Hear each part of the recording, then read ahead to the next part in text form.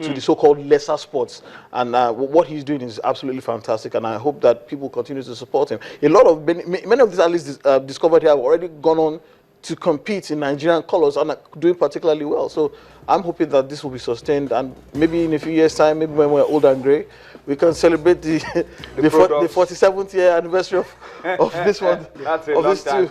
I plan to be around by then, don't worry. Okay, you can still stay around. All right, but let me just read a few comments on Twitter very quickly. Ayonride Jimon at Alexi says, I didn't believe that it was Tyson Fury that will end the reign of Vladimir Klitschko of almost 10 years. Congrats to Tyson Fury. And one guy says, Henry at Eniola Jimon says, today Koike is looking fresh. Yeah, it's looking really fresh. He's rested well, and it's good to go. All right, I think it's time for us to switch gears now, and we will allow Tunde to go. Toby Adepoju will be joining us, but during the break, we'll be taking you to Senegal. That's where the CAF Under-23 Africa Cup of Nations is taking place. It was an interesting story for Nigeria yesterday. First half, we won 3-0. Second half, we lost 2-0. The game, we won 3-2. We'll bring you highlights. We'll come back for more on Sports Tonight. Dranzo of Madagascar. Celtic weekend here, the captain of this Nigerian side, with create a few problems for this Nigerian strike force. Most definitely have an interesting tussle here today in Mbor. Fans have started to turn up in big numbers now on this Sunday evening for this Group B game. First opening debuts for these two nations.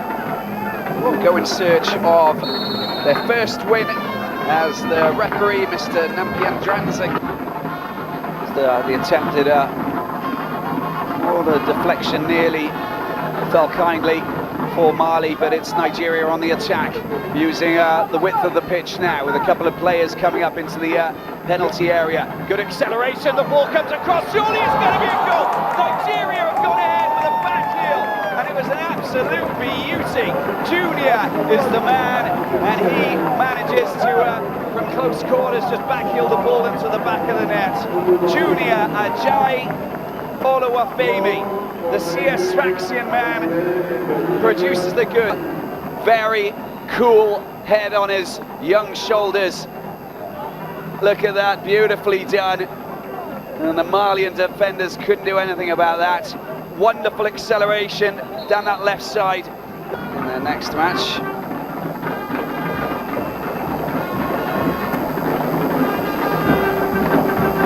I'll be against Zambia. Zambia going down against Tunisia as well. It's the two leaders from, two winners from Group A. Nigeria on the attack down this right side. Oh, he tries to skin his man. Finally picked up. Good opportunity. The ball comes across. Surely it's going to be goal number 2.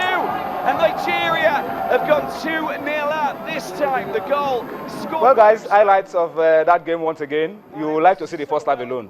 Toby Adepoju, you've joined us now.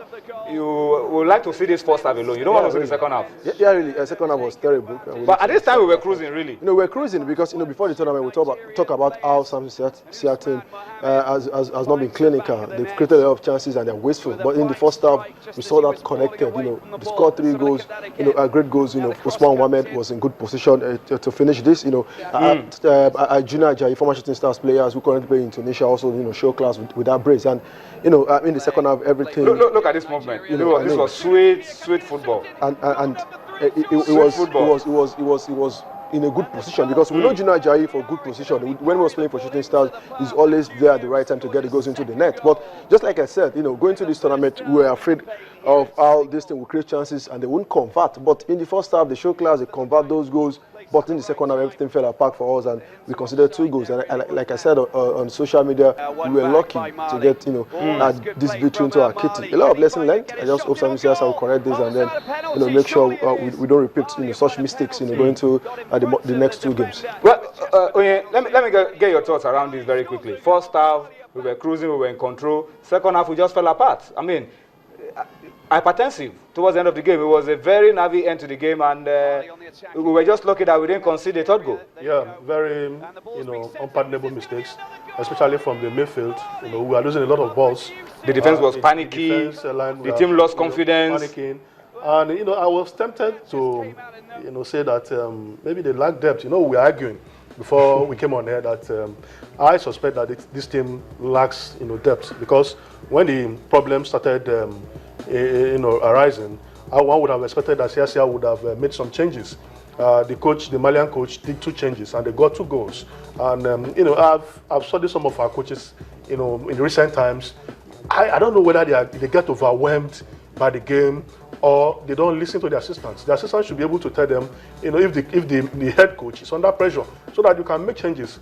So I was also feeling that looking at the bench, perhaps he doesn't. But the coach, no, but our coach also made changes to make sure that. But Tony, the changes were not. We made changes to also make sure that we didn't concede more than 2. We brought in Gospower and Effiong. We brought in Chizoba. Yeah.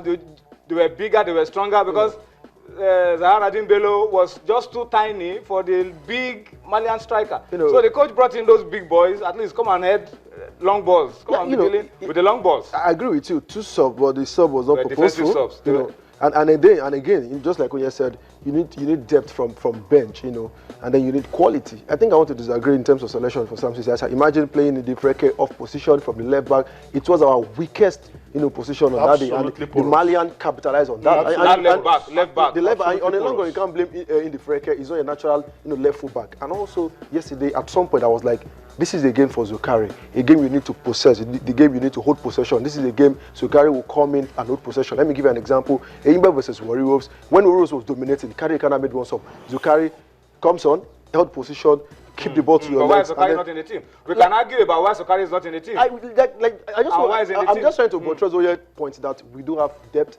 going to this team. But you have Bature Yaro in the team. I was expecting Bature to even come in ahead of, you know, Gospa, because Bature is energetic, he's creative, he can also create goals. Can hold the ball as well. Just like I said, I hope CSR have learned some lessons, because against Egypt and Nigeria, I mean, it's going to be difficult because they've seen our weakness, and I think we have also seen the weakness of Egypt and Nigeria. we should be careful. Anyway, but good victory for us. At least we have the 3 points in the bag. We have to learn from our mistakes, correct them.